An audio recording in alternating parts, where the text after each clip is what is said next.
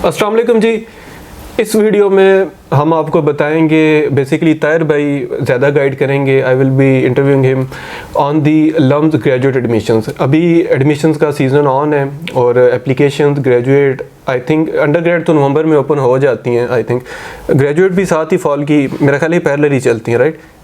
Graduate का I think जो इनकी एडवर्टाइजमेंट आती है वो कुछ आई थिंक आएगी कोई फरवरी या मार्च के अराउंड। ठीक है। और उसके बाद ये है कि कोई 1 से 1.5 महीने का कुछ टाइम होता है अप्लाई करने के लिए। अच्छा। और फिर उसके बाद जो है फिर उसकी टेस्ट की एक डेट आती है और फिर सही। उसके बाद यानी जो एग्जैक्ट एप्लीकेशन टाइम पीरियड है वो कब है, यानी अप्लाई करने का? कोई लम्स में MS और PhD के लिए अप्लाई करना चाह रहा है तो वो आई थिंक मैं अगर रिकॉल करूँ तो मार्च में जो है इसकी वो डेट आती है। भारत में बहरहाल ये चीज़ें आप लम्स की वेबसाइट से भी पता कर लेंगे। ये चीज़ें तो ऐसी हैं कि लम्स की वेबसाइट पे दी हुई हैं। इस वीडियो का बनाने का मकसद ये है कि जो लम्स के एक करंट ग्रेजुएट स्टूडेंट हैं, ताहिर, मोहम्मद ताहिर इनका नाम है, and he is a very good friend of mine, तो इनसे पूछें कि इनके insights about LUMS graduate application process, उसमें क्या चीज़ें इंपॉर्टेंट है। क्योंकि मेरे यूट्यूब चैनल पे आपको अंडर ग्रेजुएट एडमिशन्स के हवाले से वीडियोस काफ़ी मिलेंगी, लेकिन मेरा जो यूट्यूब चैनल है वो ग्रेजुएट एडमिशन्स के हवाले से भी थोड़ा खामोश है। तो उसी को थोड़ा आवाज़ देने के लिए ताहिर भाई को हमने ज़हमत दी है कि वो बताएँ कि ग्रेजुएट एडमिशन्स की एप्लीकेशन में क्या चीज़ें इंपॉर्टेंट है। एक चीज़ तो इम्पॉर्टेंट है ही है कि जो आपने ऑनलाइन एप्लीकेशन में जो उन्होंने बेसिक चीज़ें पूछी हैं वो आपने ना अच्छी तरह से फिल करनी है। आपकी बायोग्राफिकल इंफॉर्मेशन, एकेडमिक इंफॉर्मेशन, वो तो स्ट्रेट फॉरवर्ड है। तो जो एप्लीकेशन है ताहिर भाई, उसमें पर्सनल स्टेटमेंट ज़्यादा मैटर करती है या क्या चीज़ उसमें सबसे इंपॉर्टेंट क्या चीज़ है आपको लगता है कि what is the most important thing MS के लिए भी और PhD के लिए भी? इसमें क्योंकि मेरा PhD में मैंने अप्लाई किया था तो उसके हवाले से मैं कुछ अपना एक्सपीरियंस में शेयर करना चाहूँगा। तो उसमें ये था कि एक तो आप सारी डिटेल्स उसमें अपनी फिलअप करते हैं। आपका मिनिमम जो रिक्वायर्ड जो CGPA है वो फॉर PhD जो है वो 3 होना चाहिए। ठीक है। तो 3 CGPA अगर आपका है तो फिर ही आप एलिजिबल होते हैं PhD प्रोग्राम के लिए। एक रिक्वायरमेंट तो ये है। सेकेंडली इसमें यह है कि आपकी CV और CV के साथ जो है पर्सनल स्टेटमेंट, ये इसका एक मैं कहूँगा कि बड़ा सिग्निफिकेंट रोल है आपकी सिलेक्शन प्रोसेस में। ठीक। तो उसमें यह है कि CV में भी आपके जो माइलस्टोन्स हैं right from O levels, A levels और फिर अंडर ग्रेड में और मास्टर्स में आपने जो भी आपका CGPA है, जो भी चीज़ें आपने उसमें जो प्रोजेक्ट्स आपने किए हुए हैं उनको हाईलाइट करें, जो आपकी स्किल्स हैं उनको हाईलाइट करें। अगर आपने कहीं पे इंटर्नशिप्स की हुई हैं, आपका कोई जॉब का एक्सपीरियंस है, उससे रिलेटेड जितनी भी चीज़ें हैं उसमें हाईलाइट करें। पब्लिकेशन अगर आपकी हैं तो वो भी मेंशन करनी CV में, राइट? डेफिनेटली पब्लिकेशन जो हैं अगर आपकी ऑलरेडी हैं कि आपने रिसर्च की हुई है तो वो बेसिकली PhD या मास्टर्स में जो है बेसिकली वो ये चीज़ ज़्यादा अंडर कंसिडरेशन होती है कि स्टूडेंट में क्या रिसर्च पोटेंशियल है या नहीं है। तो उसमें यह है कि अगर आपका जो BS में कोई पब्लिकेशन है या मास्टर्स में पब्लिकेशन है या आपने जो है वो मास्टर्स विद थीसिस किया हुआ है तो उसकी सिलेक्शन के चांसेस काफ़ी ज़्यादा होते हैं। तो CV में भी ये चीज़ें हमने मेंशन करनी होती हैं। और जो आपकी पर्सनल स्टेटमेंट है, पर्सनल स्टेटमेंट का भी बहुत रोल है आपकी सिलेक्शन। अच्छा, इससे पहले एक क्वेश्चन कि अगर किसी ने रिसर्च वर्क किया हुआ है या किसी प्रोजेक्ट पे काम किया हुआ है लेकिन वो थीसिस का हिस्सा नहीं था या वो पब्लिश नहीं हुआ, तो क्या उसको भी CV में ऐड करना चाहिए या उसे भी पर्सनल स्टेटमेंट में ऐड करना चाहिए? आपकी क्या सजेशन है इस वाले से? पर्सनली मैं ये एडवाइस करूँगा कि मैंने कुछ चीज़ें ऐसी भी थी जो कि डायरेक्ट उनका लिंक मेरी उस रिसर्च के साथ नहीं था जो मैंने मास्टर्स में की हुई थी, लेकिन मैंने ईच एंड एवरीथिंग जो थी मैंने डिटेल में डिस्क्राइब की हुई थी कि मैंने इन प्रोजेक्ट्स पे भी काम किया हुआ है। और ये आपने CV में की थी? ये मैंने CV में की थी और उसको कुछ मैंने जो है पर्सनल स्टेटमेंट में भी टच किया था। ठीक है। तो और कोशिश करें कि आजकल क्योंकि ये GPT का दौर है तो बच्चे ये करते हैं कि GPT से जनरल जो है वो डॉक्यूमेंट को लिखवा के अपलोड कर देते हैं और फिर एक्सपेक्ट कर रहे होते हैं कि वो जो है वो सिलेक्शन हो जाएगी। तो इसमें आप ये कोशिश करें कि आपकी CV और पर्सनल स्टेटमेंट जो है वो यूनिक हो, आपके पर्सनल एक्सपीरियंसेस हो। ठीक है। दूसरा इधर एक बड़ी इंपॉर्टेंट चीज़ कि ये मैं बार बार स्टूडेंट्स को कहता हूँ और ग्रेजुएट स्टूडेंट्स को तो ये चीज़ वैसे ही कहने की ज़रूरत नहीं होनी चाहिए कि आप लम्स में अगर अप्लाई कर रहे हैं तो LUMS is a very establish institute. वो ये चीज़ लाजमी चेक करेगा कि आप जो चीज़ उसे दे रहे हैं वो कहीं AI रिटन तो नहीं है। आजकल ये, और ताहिर भाई का जो बैकग्राउंड है वो कंप्यूटर साइंसेज है, ये एग्री करेंगे कि आजकल इतने इफेक्टिव टूल्स आए हुए हैं AI चेक के कि विद इन सेकंड्स वो बता देते हैं कि कहाँ से आपने जो है ना ये जुगाड़ लगाया है। तो ये प्लीज़ ना करिएगा, थोड़ी सी एफर्ट पुट कर लें। इसके लिए आपको बहुत सा हेल्पिंग मटेरियल मिलेगा और आप इसमें वीडियोस में कमेंट की शक्ल में भी पूछ लें मेरे से, मेरा इंस्टाग्राम @saqlain_sahi के नाम से, उधर मैसेज करके चीज़ें पूछ लें, मेरे से रिव्यू करा लें, मैं पर्सनली उसमें आपको हेल्प आउट कर दूंगा। लेकिन ये काम ना करिएगा कि AI की तरफ जाएं। इससे वो जैसी आपकी एप्लीकेशन देखेंगे या जैसी आपकी CV या पर्सनल स्टेटमेंट जैसी चेक होगा उधर ही वो ड्रॉप हो जाएगी। तो जी ताहिर भाई, आप कह रहे थे कि AI से नहीं लिखवानी, खुद एफर्ट करनी है। वो आपके पर्सनल एक्सपीरियंसेस होने चाहिए उसमें, करियर में आपके जिस तरह भी कोई माइलस्टोन्स आपने अचीव किए हैं या कहीं पे आपके कोई इस तरह से आपके कोई चैलेंज आया जिसकी वजह से आप जो है वो कोई लो ट्रैक पे चले गए और उसके बाद आपने फिर से राइज़ किया, तो आप फिर उसमें अपनी वो स्टोरी भी अगर कुछ उसमें बताएं तो वो भी आपका एक यूनिक एक्सपेक्ट भी होता है। और दूसरा ये है कि वो ये भी पता चलता है कि आप इस तरह के, आप इतने रोबस्ट आपकी पर्सनैलिटी है कि आप हर तरह के एनवायरनमेंट में सर्वाइव कर सकते हैं। और ये पर्सनल स्टेटमेंट पे मेरा ख्याल है ये चीज़ें ऐड करना ज़्यादा पर्सनल स्टेटमेंट में बिल्कुल।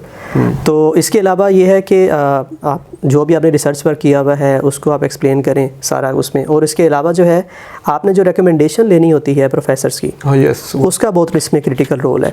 ठीक है, उसमें आप कोशिश करें कि आपके अंडर ग्रेड से या मास्टर्स आपने जहाँ से किया हुआ है, आपके वो प्रोफेसर्स जो कि जिनकी रिसर्च प्रोफाइल बहुत अच्छी है, ठीक है, वेल रिप्यूटेड उनका जो है वो प्रोफाइल है, या ये बेहतर ये है कि आपके कुछ अगर वो प्रोफेसर जो यहाँ से छोड़ के कोई बाहर जो है वो टीचिंग करने के लिए चले गए। अब मेरे केस में इस तरह था कि एक मेरे जो टीचर थे वो इंपीरियल कॉलेज लंदन में जो है वो सीनियर टीचिंग फेलो हैं, तो एक मेरी जो थी वो रिकमेंडेशन उनकी तरफ से थी। सेकंड में जो मेरे प्रोफेसर थे वो प्यास से थे, लेकिन उनकी भी जो PhD थी वो इंपीरियल कॉलेज लंदन से ही थी। तो इस तरह से जब हम उनका जो प्रोफाइल जो कि आपको रिकमेंड कर रहे हैं, तो उनकी भी प्रोफाइल अगर उसमें यह है कि उसमें पब्लिकेशंस भी हैं और उनका एक नाम है, रिप्यूट है उनकी, तो वो भी जो है आपकी सिलेक्शन में जो है काफ़ी उसका रोल होता है। तो इसमें आप चूज़ करें कि प्रोफेसर्स आपके ऐसे हों जो कि वेल रिप्यूटेड हों, रिसर्च कर रहे हों, और वो जब आपको रिकमेंड करेंगे तो आपकी सिलेक्शन की जो प्रोबेबिलिटी है वो काफ़ी इंक्रीज़ हो जाएगी। बिल्कुल ठीक। और MS स्टूडेंट्स का तो जनरली मेरा ख्याल है इंटरव्यू नहीं होता, PhDs का इंटरव्यू होता है। जी, PhD इसका जो पहली स्टेज है उसमें 2 टेस्ट होते हैं, एक LGAT है और एक जो है वो GAT सब्जेक्ट टेस्ट होता है। ये दोनों सेम डे पे होते हैं और इसका रिज़ल्ट तकरीबन अनाउंस होता है आफ्टर 1.5 मंथ। उसके बाद ये है कि आपको यहाँ पे फिर लम्स में बुलाया जाता है, उसमें उसे इंटरव्यू कह सकते हैं या एक प्रेजेंटेशन कह सकते हैं। उसमें जो भी प्रोफेसर्स PhD स्टूडेंट्स जो हायर करना चाह रहे होते हैं वो सारे उस प्रेजेंटेशन में वहाँ पर मौजूद होते हैं। वहाँ पे आप अपना सारा जो जर्नी है फ्रॉम O लेवल्स टू उसमें इंजीनियरिंग या मास्टर्स जहाँ तक आपने अभी तक कंटिन्यू किया हुआ या कोई जॉब भी कर रहे हैं, वो सारा जर्नी एक स्लाइड में जो है एक टाइमलाइन की फॉर्म में अगर आप थोड़ा सा वो एक्सप्लेन कर दें तो ज़्यादा अच्छा होता है। और उसी में आपने अपना जो भी, अगर बैचलर्स की बात करूँ तो जो आपका फाइनल ईयर प्रोजेक्ट था, और अगर मैं मास्टर्स की बात करूं तो जो आपका MS थीसिस था वो आपने जो है एक्सप्लेन करना होता है ऑडियंस को या प्रोफेसर्स को।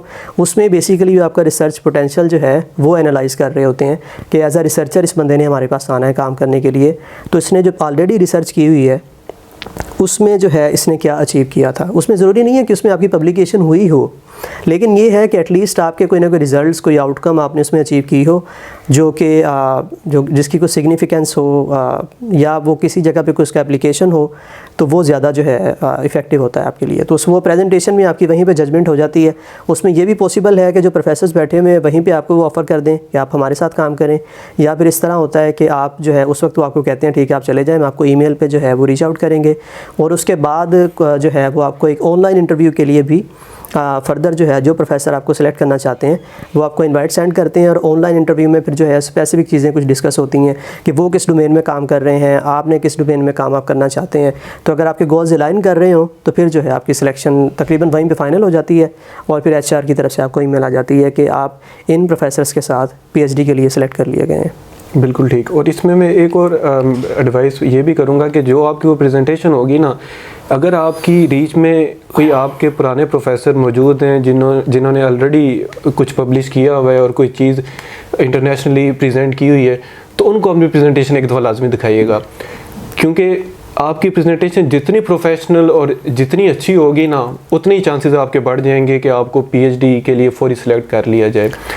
तो अभी एप्लीकेशन के हवाले से मेरा ख्याल है मेजर यही चीज़ें हैं। LGAT जो कि अभी अगली वीडियो में आ जाएगी। अच्छा, प्रेजेंटेशन में जिस तरह हमने बात की, इसमें एक पॉइंट मैं और ऐड करना चाहूँगा कि मैंने भी क्योंकि मास्टर्स में हमने काफ़ी प्रेजेंटेशंस दी हुई थी, थोड़ा एक्सपीरियंस था इस चीज़ का कि उसमें आप कोशिश करें कि आपकी जो स्लाइड्स हैं उसमें टेक्सचुअल कंटेंट कम से कम हो उसमें विजुअल्स, ग्राफिक्स और ये चीज़ें ज़्यादा हों। टेक्स्ट जो है वो आप खुद से डिस्क्राइब कर रहे हो, यानी उसमें जस्ट जो है आपके रिजल्ट्स हों, ग्राफ्स हों, टेबल्स हों, इस तरह की चीज़ें हों। कोई आप जो भी आपने जिस प्रोजेक्ट पे काम किया था उसके कुछ इमेजेस वगैरह हों, और बाकी सारी जो एक्सप्लेनेशन है वो खुद से आप दे रहे हो। तो उसमें यह कि 10 मिनट्स आप तकरीबन उसको डिस्क्राइब करते हैं, फिर 5 मिनट्स का Q&A सेशन होता है, उसमें आपसे फिर क्वेश्चंस वगैरह पूछे जाते हैं। तो वो अगर आप सक्सेसफुली डिफेंड कर लें तो कुछ मिस्टेक्स भी आप कर सकते हैं, ज़रूरी नहीं है कि उसमें 100% ही आप सब कुछ एक्यूरेटली बता रहे हो। कुछ मिस्टेक्स हो जाएँ तो कोई मसला नहीं, लेकिन उसके बाद फिर कुछ आसान क्वेश्चन आते हैं जिससे पता चलता है कि आपका कॉन्फिडेंस जो है वो आप लूज़ तो नहीं कर गए कि अब आप आसान क्वेश्चंस भी आप अंडरस्टैंड नहीं कर पा रहे। तो थोड़ा सा ये आपने इन चीज़ का थोड़ा ख्याल करना। हाँ, और इसी वजह से मैं कह रहा हूँ क्योंकि मुझे ये चीज़ आइडिया था कि प्रेजेंटेशन नॉर्मली जब पाकिस्तान के स्टूडेंट्स बनाएंगे ना, यानी this is not to discourage anyone, लेकिन दिस इज़ ए फैक्ट, शायद मैं भी पहले इसी तरह करता था कि जो प्रेजेंटेशन में बहुत ज़्यादा उसको वर्डिंग से भर दिया, लेकिन रिजल्ट्स एंड पे जाकर उसे डाल दिए। तो ये साइंटिफिकली एक प्रोफेशनल तरीका नहीं है, लेकिन आपके जो प्रोफेसर हैं उन्हें पता होता है कि किस तरह से जब आप पब्लिश कर लेते हैं जर्नल प्रेजेंटेशन किस तरह होती है। सेकेंडली एक और बड़ी इंपॉर्टेंट टिप, और ये मुझे लेज़र टेक्नोलॉजी के एक बड़े टॉप साइंटिस्ट हैं, ही बिलोंग्स फ्रॉम लिथुआनिया, तो उन्होंने ये एक टिप बताई थी कि आप जब प्रेजेंटेशन दे रहे होते हैं ना, ख़ासतौर पर इस तरह की एकेडमिक साइंटिफिक प्रेजेंटेशन दे रहे होते हैं, तो उन्होंने कहा कि अगर आपसे क्वेश्चन हो जाता है ना और उसका अगर आपको जवाब एग्जैक्टली नहीं पता, अगर तो आपको बिल्कुल नहीं पता फिर तो सीधा कह दें कि सॉरी आई डोंट नो, लेकिन इन मोस्ट केसेस कुछ ना कुछ पता होता है, आप आगे पीछे की कुछ ना कुछ बात कर सकते हैं। तो उन्होंने कहा कि चुप नहीं खड़े होना, कुछ ना आपने उन्हें ज़रूर बताना है, ताकि ना आपका एक इंप्रेशन ये पड़े कि यार, क्योंकि वो अभी बेसिकली आपके स्किल्स, कॉन्फिडेंस, इस चीज़ को भी बड़ा वो देखेंगे। जो कमेटी बैठी होगी आपको वो ट्रेन कर लेंगे, वो आपको चीज़ें सिखा देंगे, लेकिन ये जो बेसिक स्किल्स हैं उनकी एक्सपेक्टेशन यही होगी कि एटलीस्ट यार ये बेसिक स्किल्स तो इनके पास हों, जिसमें कम्युनिकेशन आ जाती है, राइटिंग आ जाती है, ये सारी चीज़ें आ जाती हैं। तो मेरा ख्याल है कि ये हमने लम्स ग्रेजुएट एडमिशन्स, MS और PhD को हमने तफसीलन एप्लीकेशन पॉइंट ऑफ व्यू से हमने डिस्कस इस वीडियो में किया है। LGAT इंशाल्लाह अगली वीडियो में तफसीलन आ जाएगा। उसके अलावा पर्सनल स्टेटमेंट को भी ताहिर भाई ने बड़ा अच्छा टच कर लिया। फिर जो PhD के बाद से इंटरव्यू वगैरह वो चीज़ भी आ गई, CV वाला पार्ट भी आ गया, रिमेनिंग कुछ रहा नहीं, लेकिन अगर आ तो feel free to ask in the comments, या मैंने इंस्टाग्राम बताया अपना, इसी वीडियो में बताया ना मैंने, क्योंकि हमने 2 वीडियोस अभी रिकॉर्ड किए हैं, हाँ इसी में बताया, तो उसमें भी आप पूछ सकते हैं। तो इसी पॉइंट पे इस वीडियो को ख़त्म करते हैं, जल्द मिलेंगे इंशाल्लाह नई वीडियो में। अल्लाह हाफिज़। थैंक यू ताहिर भाई, थैंक यू सो मच।